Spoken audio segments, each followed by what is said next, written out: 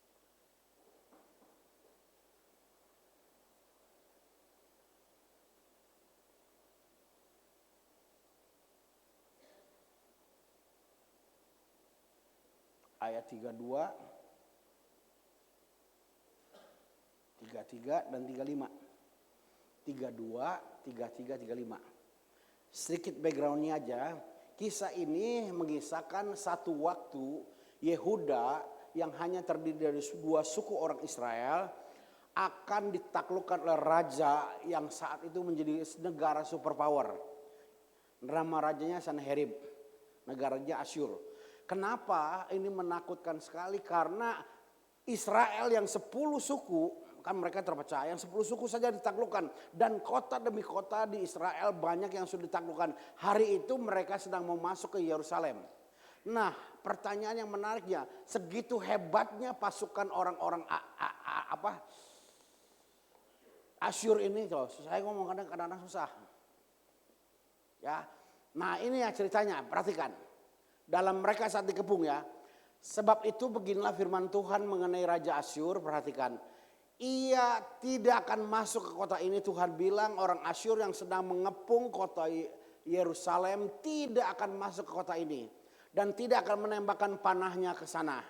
Juga ia tidak akan mendatangi dengan perisai dan tidak akan menimbun tanah menjadi tembok untuk mengepungnya. Ayat 33-nya. Tuhan bilang begini, melalui jalan dari mana ia datang, ia akan pulang. Tuhan tegaskan, tetapi ke kota ini ia tidak akan masuk, demikianlah firman Tuhan. Ayat 35-nya lompat. Perhatikan bagaimana pembelaan Tuhan kepada Bethlehem, kepada Raja Hizkia ini. Maka pada malam itu keluarlah malaikat Tuhan, lalu dibunuhnyalah 185.000 orang di dalam perkemahan Asyur. Keesokan harinya pagi-pagi tampaklah semua bangkai orang-orang mati belaka. Saudara bisa bayangkan Tuhan itu murah hati atau tegaan? Hah? Tegaan ya. Kenapa? 185.000 orang mati dalam satu hari dibinasakan oleh Tuhan. Hanya untuk apa membinasakan 185.000 orang? Hanya untuk menjaga Hizkia dan Yerusalem. Tuhan begitu tangannya terulur maka malaikat melakukan apa yang dimaui Tuhan. Maka Alkitab mencatat 185.000 orang mati pada hari itu. Saya percaya kalau peristiwa itu terjadi sekarang itu akan menjadi berita yang sangat menghebohkan dunia. 185.000 orang itu bukan jumlah yang sedikit. Kalau nggak salah waktu terjadi tsunami di Aceh itu 140.000 orang. Itu hampir seluruh dunia tahu apa yang terjadi di Indonesia. Maka saya percaya dalam imajinasi saya ketika 185.000 orang mati dalam satu hari. Kalau beritanya itu terjadi hari ini, maka itu akan menghiasi headline news di beberapa surat kabar. Dan menjadi pembahasan dari berbagai orang para pakar. Pertanyaan yang menariknya adalah kenapa Tuhan bela mati-matian Yerusalem? Ada yang tahu? Coba lihat ayat 34 yang kita lewati tadi, yang kita lompati tadi. Apa alasannya? Dan ini alasannya terlalu naif kalau saya katakan. Tuhan bilang gini, dan aku akan memagari kota ini untuk menyelamatkannya. Oleh karena aku, karena di situ ada rumah Tuhan. Dan oleh karena Daud hambaku. Jadi ternyata Hizkia terluput dari malapetaka. Yerusalem terhindar daripada pencaplokan dari Raja Asyur ini. Itu hanya karena alasannya, salah satunya oleh karena Daud hambaku. Padahal Daud itu hidup 303 tahun sebelum daripada Hizkia. Artinya apa yang dilakukan Daud itu membekas dalam hati Tuhan. Apa yang dikerjakan Daud itu membuat hati Tuhan disenangkan. Oleh karena itu Alkitab berikan catatan Yerusalem diluputkan dari malapetaka karena Daud. Jadi artinya saya mau katakan begini. Kita sedang bicara tentang keluarga. Kenapa keluarga itu penting? Karena keluarga itu tempat di mana divine protection, perlindungan ilahi. Nah, saudara mau buktinya? Lihat Bilangan 23 ayat 23. Saya mau tanya, orang Kristen bisa kena santet perutnya gendut? Jangan bilang kalau perut gendut langsung liatin saya, jangan-jangan kena santet gitu. Jangan, kalau ini gendut tapi sehat. Keluarnya gendut waktu doain keluar cacing, keluar tikus gitu. Bisa nggak? Orang percaya bisa kena santet? Bisa kena pelet? Bilangan 23, perhatikan.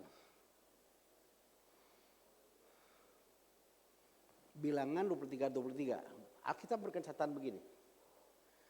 Sebab tidak ada mantra yang mempan terhadap Yakub, ataupun tenungan yang mempan terhadap orang Israel.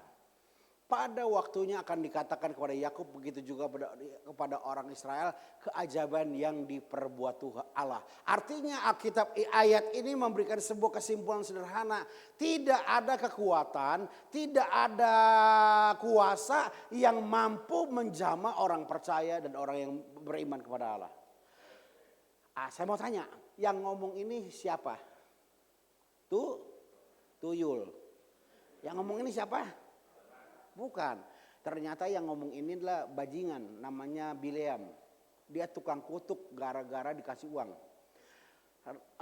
Balak raja apa ya? Lupa tuh itu. Raja Balak maksudnya. Ketika mendengar orang Israel berjalan dari Mesir dan menaklukkan beberapa wilayah yang dilewatinya, maka ketakutanlah karena negeri mereka bisa ditaklukkan oleh Israel. Maka oleh sebab itulah terjadi kolusi antara pejabat dengan pemimpin agama. Sekarang gua kasih uang, lu kutuki orang Israel itu.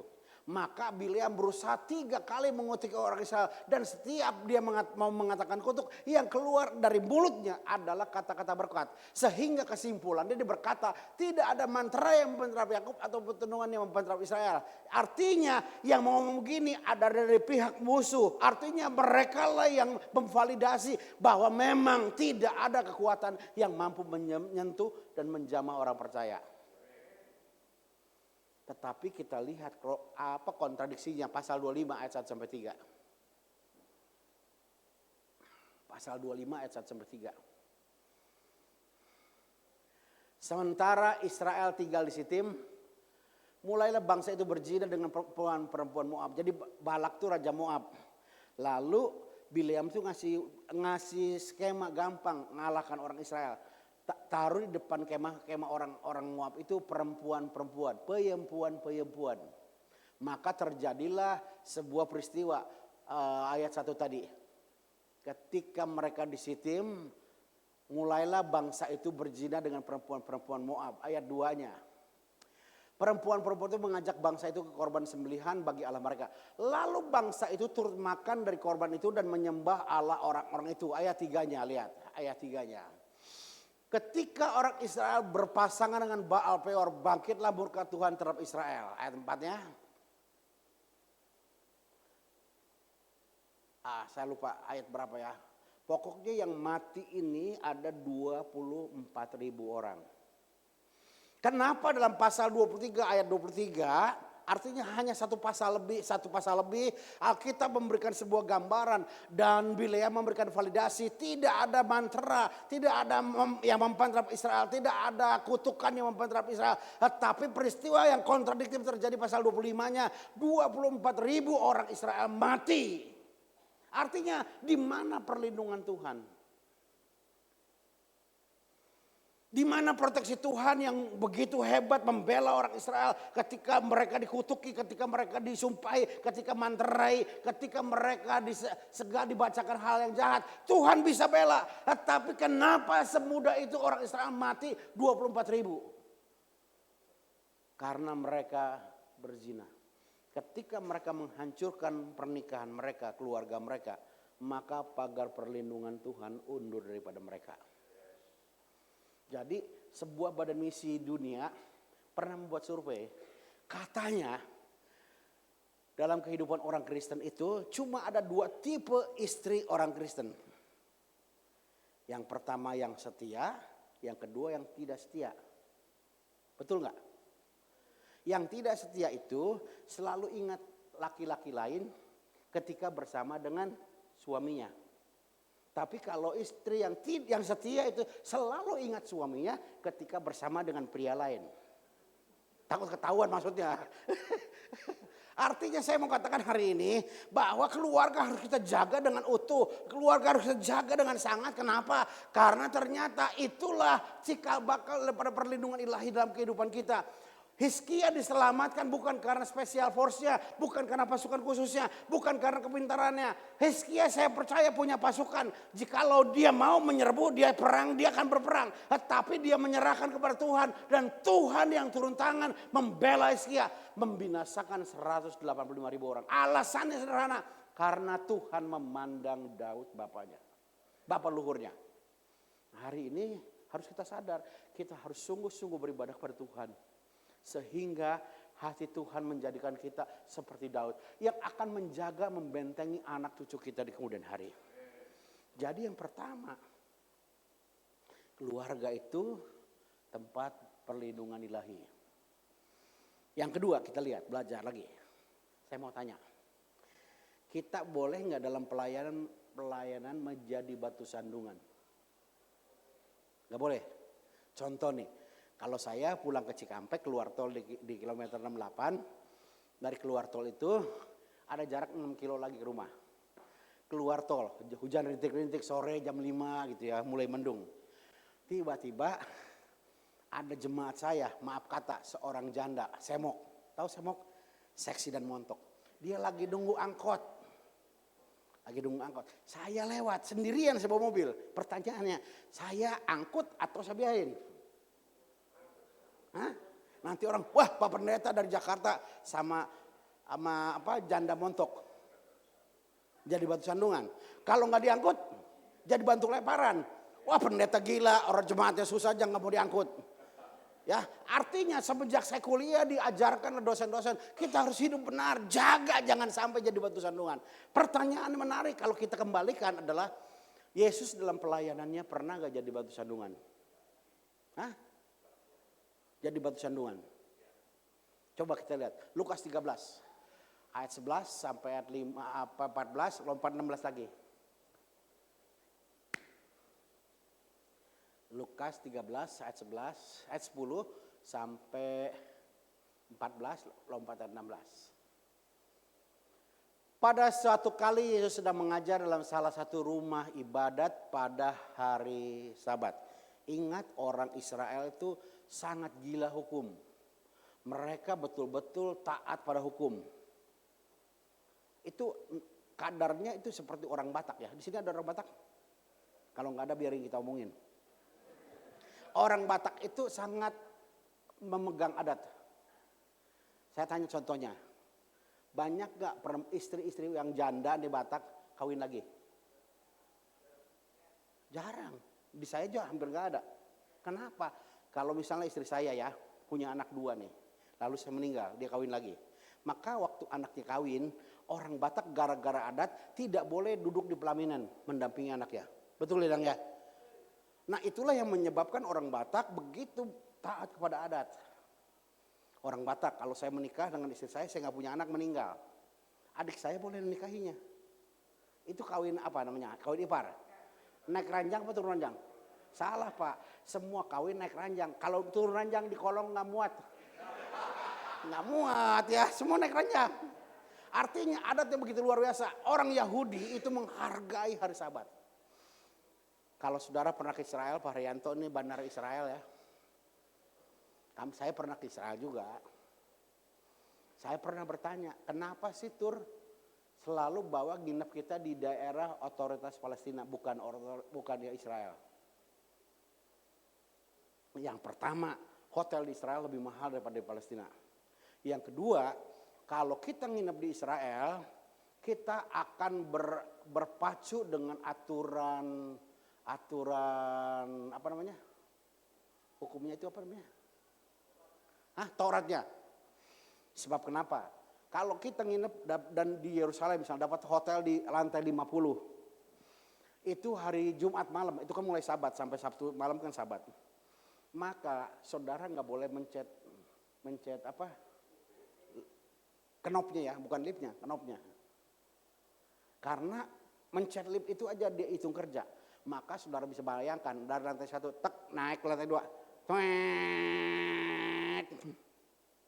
netot.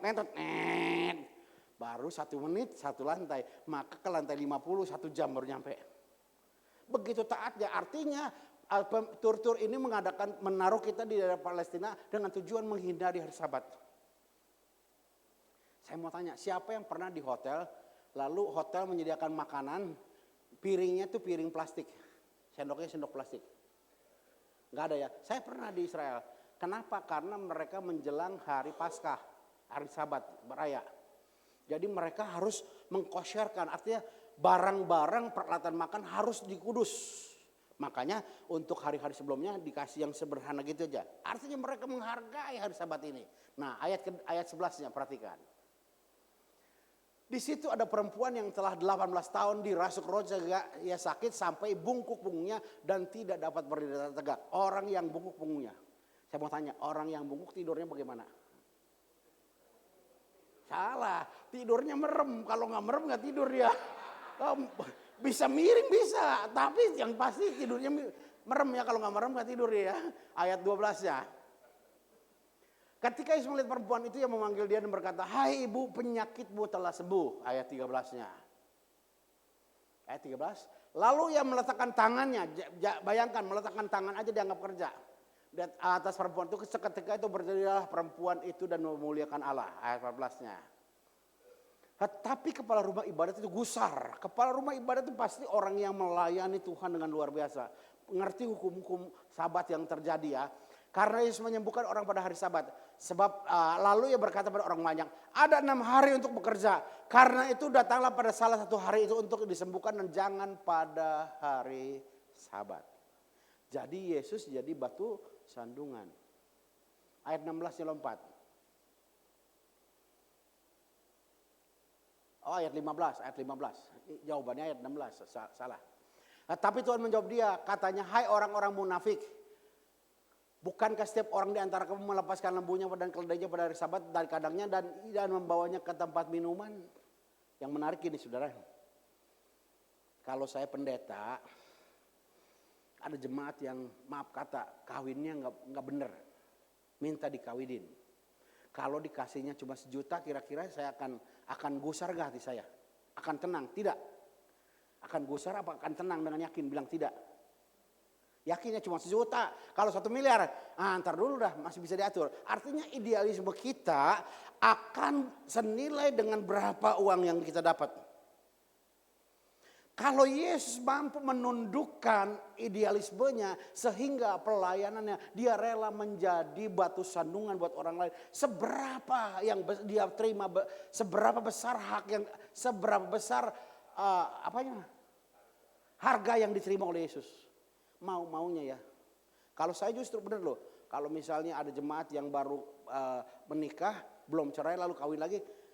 Kalau dikasih 1 juta jangan terima, nggak mau terima. Kalau 1 miliar ntar lagi kita cari gereja lain dia, kita keluar. Artinya senilai kalau saya dipecat saya punya uang banyak gitu.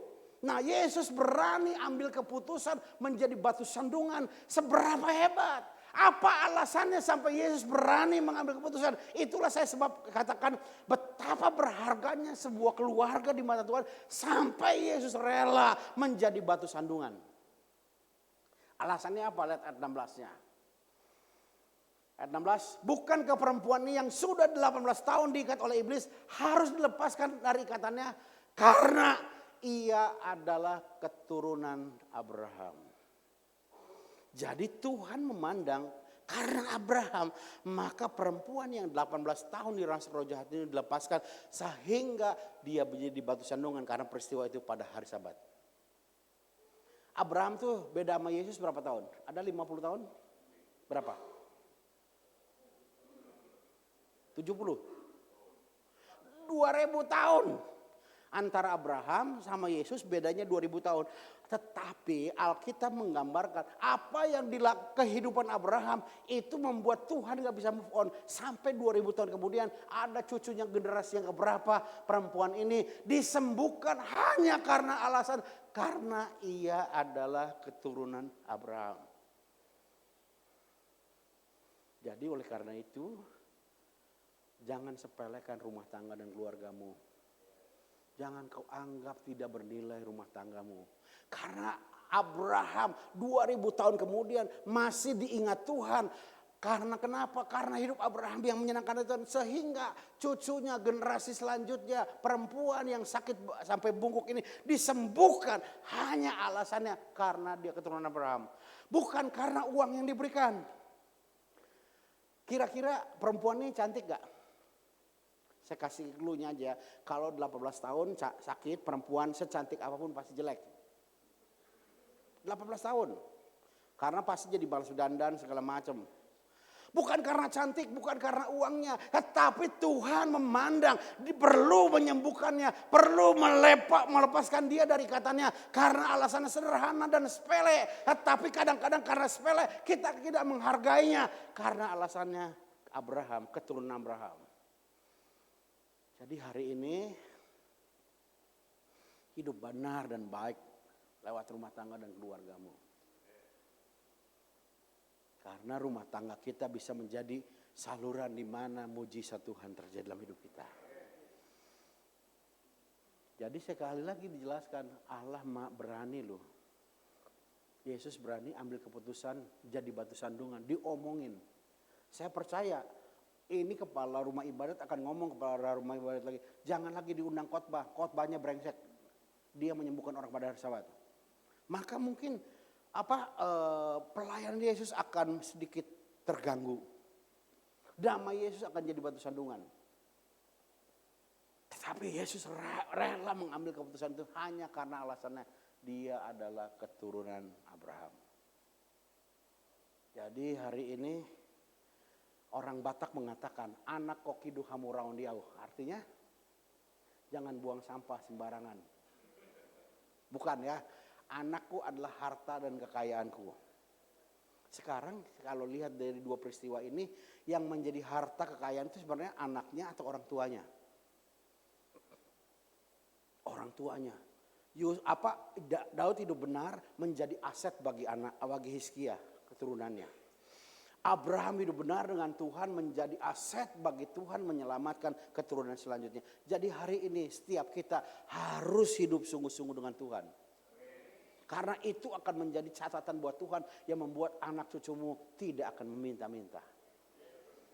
Yang ketiga, katakan yang ketiga. Apa alasannya Tuhan begitu care, begitu peduli dengan rumah tangga dan keluarga? Yohanes 4 ayat 1-7.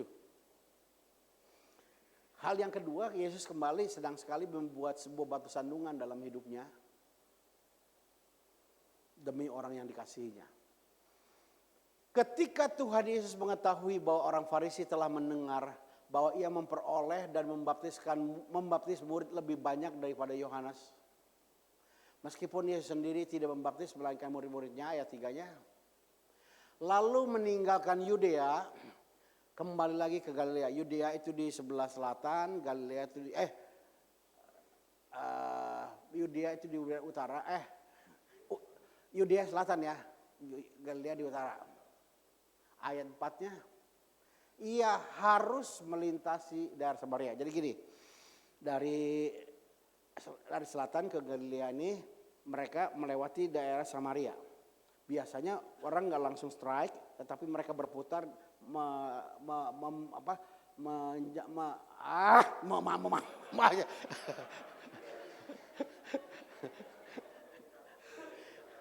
Iya. Mereka harus melintasi sungai Yordan supaya mereka berputar. Nah, Yesus dikatakan harus melintasi daerah Samaria. Padahal daerah Samaria, orang Samaria itu agak nggak akur dengan orang Yahudi. Ya, ayat 5-nya. Maka sampailah di sebuah kota di Samaria yang bernama Sikar. Sikar itu sekarang namanya Nablus. Di dekat tanah yang diberikan Yakub kepada dahulu anaknya Yusuf. Ayat 6-nya. Di situ terdapat sumur Yakub. Yesus sangat letih oleh perjalanan. Oleh karena itu ia berduduk di pinggir sumur itu. Hari kira-kira pukul 12. Ayat 7-nya. Maka datanglah seorang perempuan Samaria hendak menimba Yesus. Kata Yesus kepadanya, berikanlah aku minum. Kembali Yesus menampilkan pelayanannya. Dia tidak mementingkan citra. Kenapa pertanyaan saya, dia berjumpa dengan perempuan Samaria, harus melintasi daerah Samaria, berjumpa dengan perempuan ini di sumur Yakub. Kenapa alasannya? Saya tanya, ketemu perempuan ini jam berapa? Kalau orang yang normal nih, di kampung, orang ngambil air itu jam berapa? Pagi. Kenapa perempuan di siang? Supaya nggak ada saingan. Karena capek diomongin terus. Kan ibu-ibu tuh 3 perbuatan ibu-ibu. Ngemil, ngemol, dan ngomel.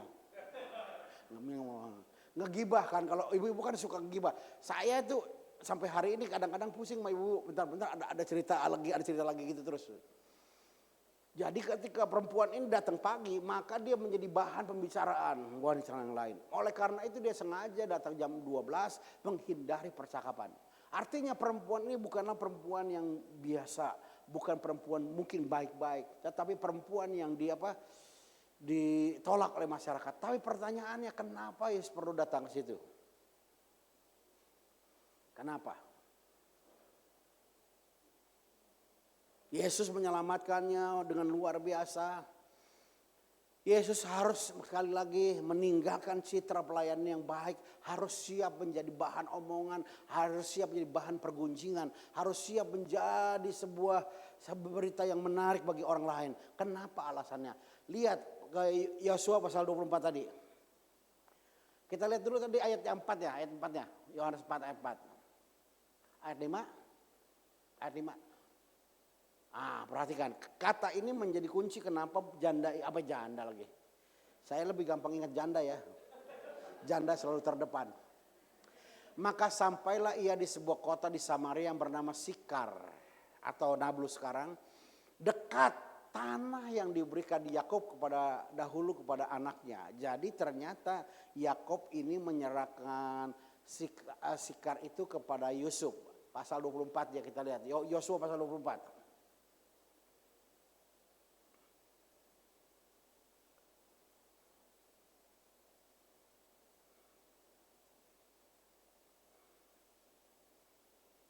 Ayat 32. Ayat 32.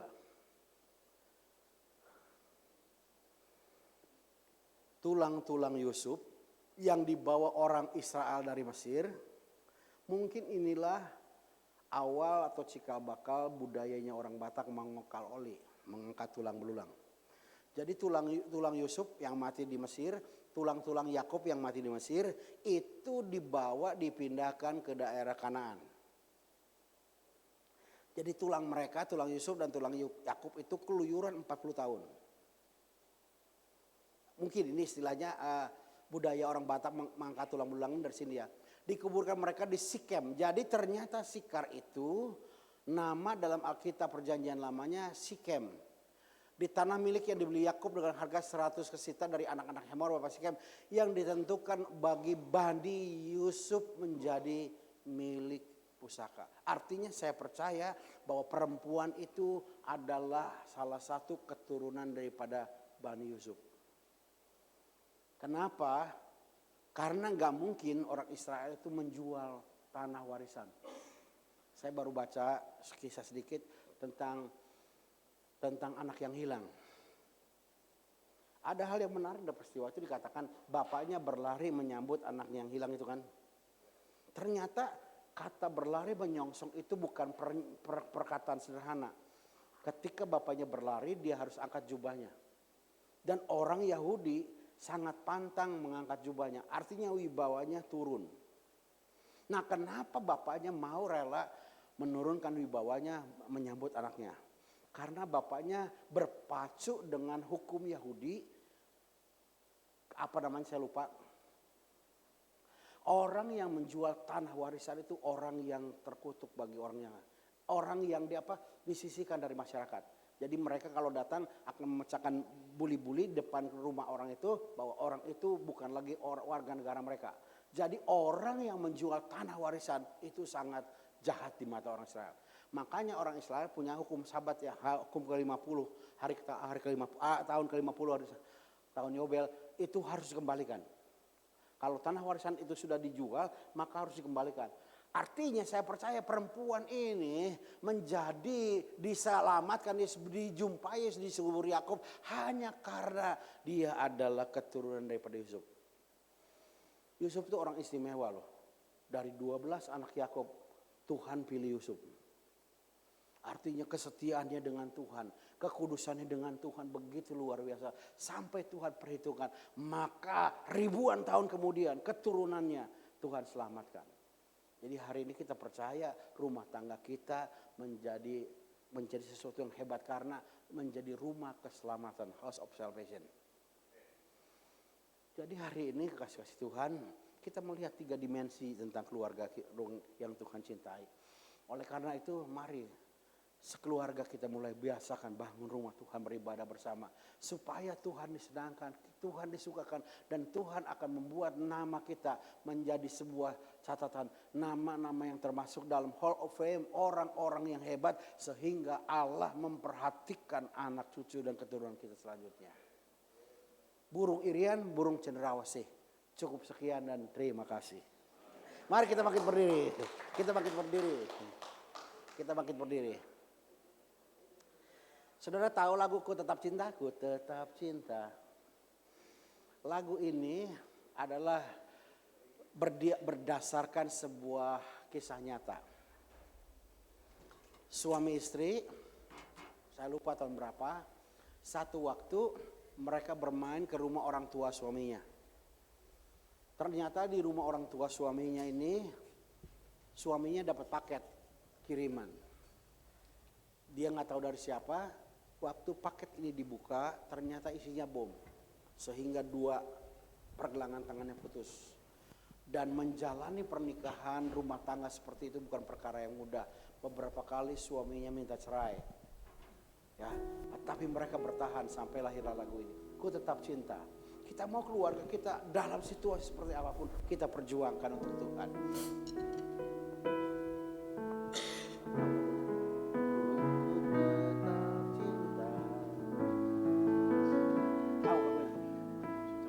Dua holong aja deh kalau nggak tahu. Tahu nggak lagunya?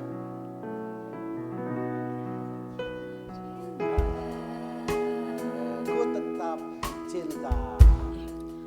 Ku tetap cinta, walau badai datang menerpa.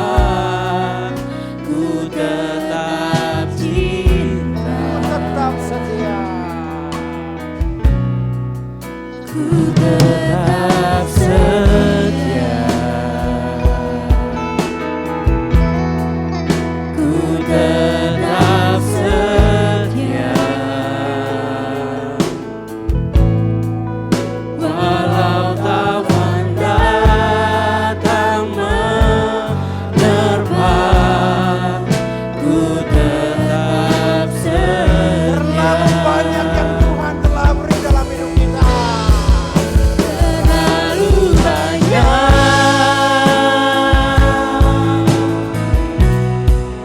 yang Tuhan telah beri, takkan mungkin ku balas dari apa yang ku miliki. Ku persembahkan seluruh hidupku, dan ku tetap cinta, ya ku tetap setia untuk selama-lamanya. Tetap cinta, tetap cinta. Tetap cinta, ku tetap cinta, walau badai datang menerpa. Ku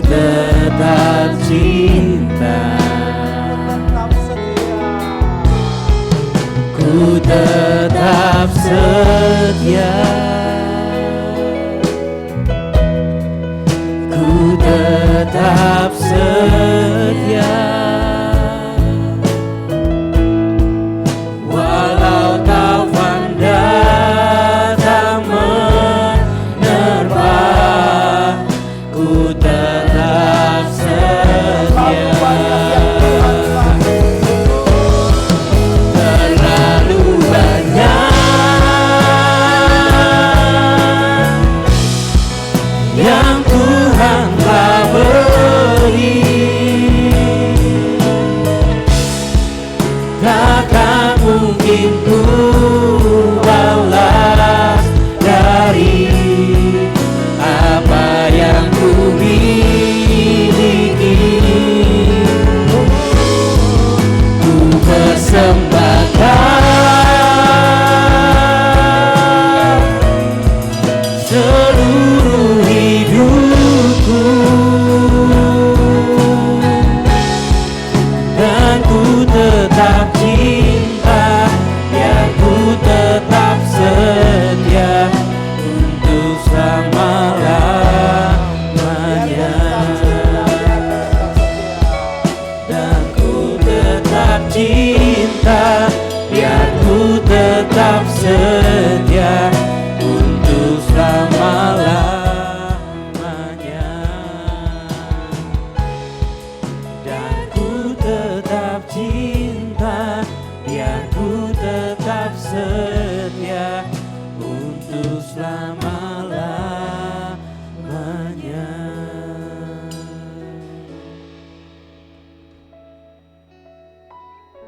Betapa Tuhan memandang rumah tangga dan keluarga kami menjadi sesuatu yang paling berharga dalam hidup kami.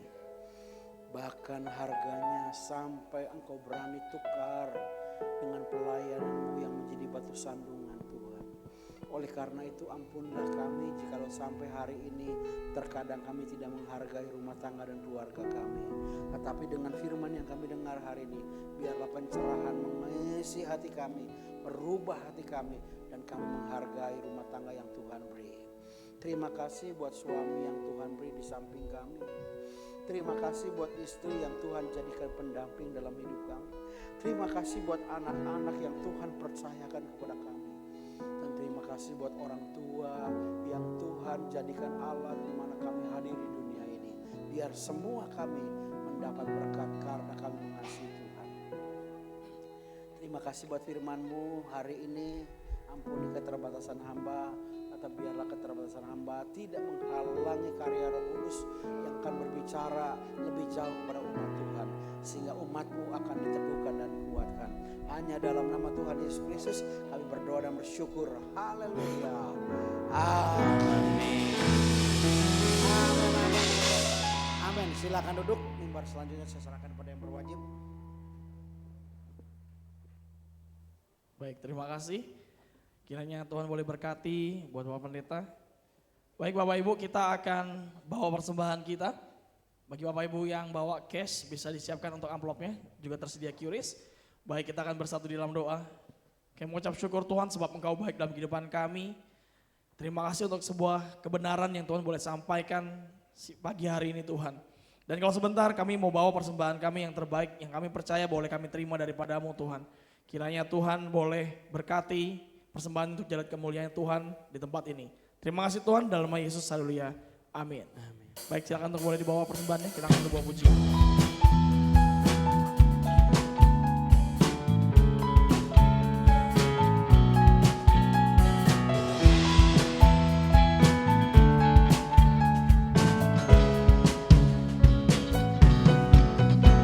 Segenap manusia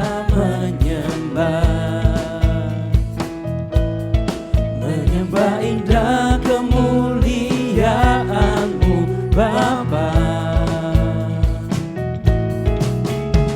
Kau angkat kami dari kegelapan, untuk nyatakan sungguh Kau Yesus yang terhebat. Kita boleh bernyanyi bersama-sama. Tiada Tiada satupun dapat menghalangi Engkau.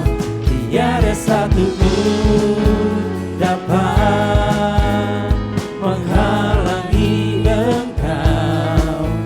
Ini yang terbaik dan menjadi bagian hidupku. Dari kemuliaan sampai kemuliaan, Engkau membawaku semakin bersinar. Terbang bersamamu, terbang semakin tinggi. Nyatakan Tuhan bagi hidup ini sinar kemuliaan. Nyatakan Tuhan bagi hidup ini sinar kemuliaan. Nyatakan Tuhan bagi hidup ini sinar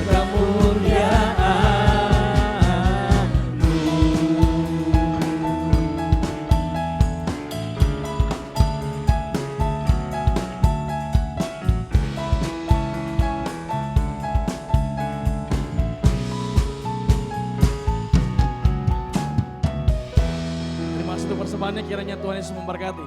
Selanjutnya saya persilakan Warta.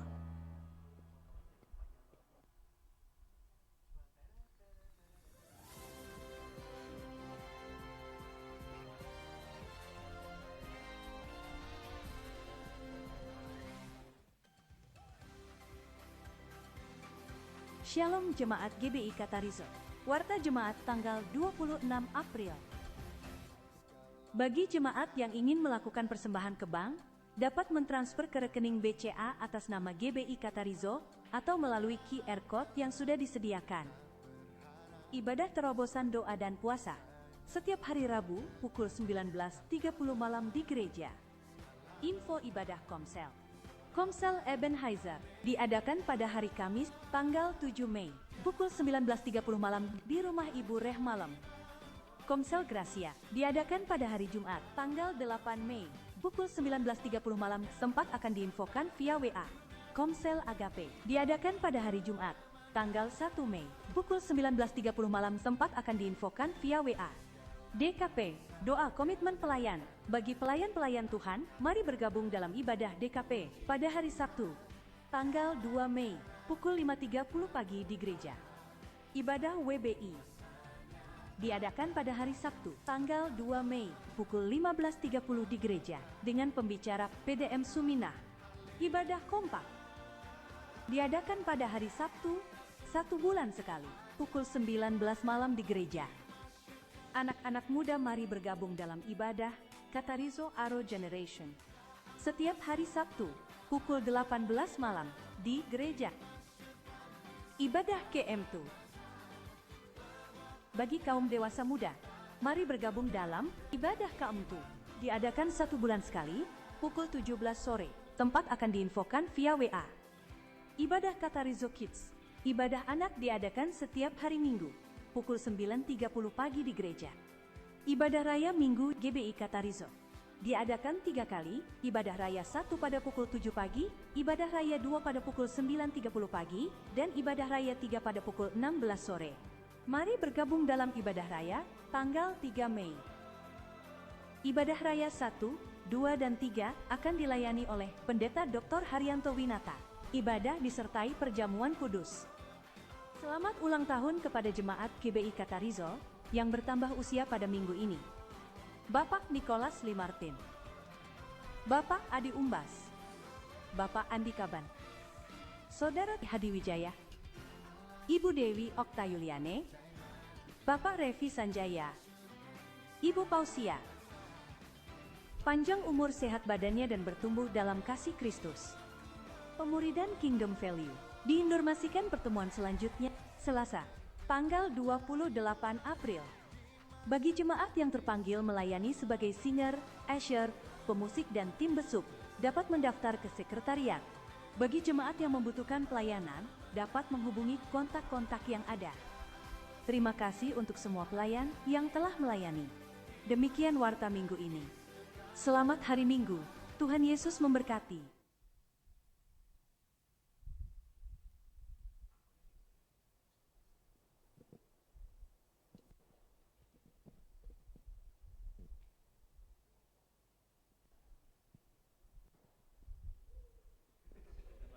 Cek. Shalom, Bapak Ibu. Ya, selamat ulang tahun buat saudara-saudara, Bapak Niko, Bapak Adi Umbas, Bapak Revi, Bapak Andi Kaban, Saudara Hadi, Ibu Dewi, dan Ibu Pausya. Panjang umurnya, sehat badannya, Tuhan Yesus memberkati. Saya tidak ada pengumuman lain, hanya mengingatkan bahwa hari Sabtu tanggal 2 Mei kita ada ibadah doa komitmen pelayan buat para pelayan-pelayan. Siapkan hatimu, jangan lupa 5:30 pagi pada hari Sabtu ya. Saya undang bangkit berdiri, kita akan mengakhiri ibadah kita bersatu di dalam doa. Bapa kami di surga, terima kasih Tuhan. Kami mengucap syukur atas kasih dan setia Tuhan yang begitu baik dalam kehidupan kami Tuhan. Kami masih diberikan nafas kehidupan, kami masih diberi kesempatan yang indah untuk kami datang beribadah kepadamu Tuhan. Engkaulah Allah kami Tuhan yang layak kami agungkan, yang layak kami tinggikan. Biarlah pujian penyembahan kami menjadi dupa yang harum yang menyenangkan hati Tuhan. Bahkan untuk hari ini, pagi ini Tuhan, kembali kami boleh diteguhkan lewat kebenaran firman-Mu Tuhan. Kami adalah keluarga-keluarga yang diberkati oleh Tuhan. Keluarga adalah tempat kami berlindung. Oleh sebab itu Tuhan, biarlah setiap kami punya kedekatan dengan Tuhan, hidup kami dibenarkan dan kami juga mau mengalami berkemenangan di dalam Tuhan. Berkati keluarga-keluarga ini Tuhan, biarlah setiap kami boleh membawa keluarga kami untuk datang beribadah kepada Tuhan. Berkati hamba-Mu Bapak Pendeta Mesak Alexander Tuhan yang sudah memberkati kami, biar Tuhan urapi senantiasa apapun yang dilakukannya, semuanya untuk kemuliaan nama Tuhan. Berkati kesehatannya, berkati pengembalaannya Tuhan, keluarganya juga Tuhan berkati. Bapak berkati juga untuk para pelayan-pelayan-Mu Tuhan yang telah mengambil bagian pada minggu ini Tuhan. Biarlah hidup kami adalah menjadi kesukaan bagi Engkau. Pakai hidup kami menjadi alat kemuliaan bagi nama Tuhan. Dimanapun kami melayani Tuhan, kami jadi saluran berkat buat semua orang. Bapak, kami berdoa Tuhan buat gereja-Mu. Biarlah Tuhan Engkau berkati gereja ini Tuhan. Tuhan tambahkan bilangan-bilangan kami. Tuhan berkati kualitas hidup kami, kerohanian kami Tuhan. Sehingga kami boleh jadi pribadi-pribadi yang dewasa di dalam Tuhan. Punya karakter yang baik, yang menghidupi kebenaran-kebenaran firman Tuhan sesuai dengan kehendak-Mu Bapa. Berkati buat saudara-saudara kami yang Tuhan boleh tambahkan usianya dalam minggu ini. Kami berdoa buat Bapak Nikolas, buat Bapak Adi Umbas, Bapak Revi Sanjaya, Bapak Andi Kaban, Ibu Dewi, Ibu Pausya, dan Saudara Hadi. Kami bersyukur untuk usia yang Tuhan boleh tambahkan kepada mereka. Biarlah mereka boleh jadi pribadi-pribadi yang hidupnya semakin hari semakin mengasihi Tuhan. Masa depan yang penuh pengharapan Tuhan berikan kepada mereka. Terima kasih Tuhan, kami berdoa buat bangsa dan negara kami Indonesia. Kami berdoa buat bangsa kami Tuhan, berkati bangsa kami. Tuhan pulihkan dari segala keadaan Tuhan. Kami berdoa buat pemimpin-pemimpin bangsa kami, biarlah mereka boleh hidup takut akan Tuhan. Semua kebijakan keputusan mereka semua benar-benar untuk kesejahteraan masyarakat. Memberkati perekonomian bangsa ini Tuhan. Kami percaya biarlah anak-anak-Mu Tuhan diberkati dalam usaha, dalam pekerjaan. Semuanya mendapatkan keberuntungan. Dan kami percaya juga buat bangsa ini Tuhan berikan, jauhkan dari segala krisis-krisis Tuhan. Dan kami berdoa juga buat perdamaian dunia. Kami berdoa buat negara-negara yang berkonflik. Mari Tuhan berikan pengendalian diri kepada setiap pemimpin-pemimpin bangsa ini. Berikan keteguhan supaya menjaga perdamaian dunia ini. Bapak, kami berdoa Tuhan di akhir acara ibadah kami ini. Sebelum kami pulang, kami akan terima berkat daripada Engkau. Oleh sebab itu saudaraku, siapkan hatimu, angkat tanganmu dan terimalah berkat dari Dia. Tuhan memberkati engkau dan melindungi engkau. Tuhan menyinari engkau dengan wajah-Nya dan memberi engkau kasih karunia. Tuhan menghadapkan wajahnya kepadamu dan memberi engkau damai sejahtera. Turunlah segala berkat ini ke atasmu oleh anugerah dari Allah Bapa Tuhan kita Yesus Kristus, dan melalui persekutuan yang manis dengan Roh Kudus mulai dari saat ini sampai selama-lamanya. Jemaat Tuhan yang percaya sama-sama kita katakan amin. Mari naikkan syukurmu di hadapan Tuhan. Ku mau selalu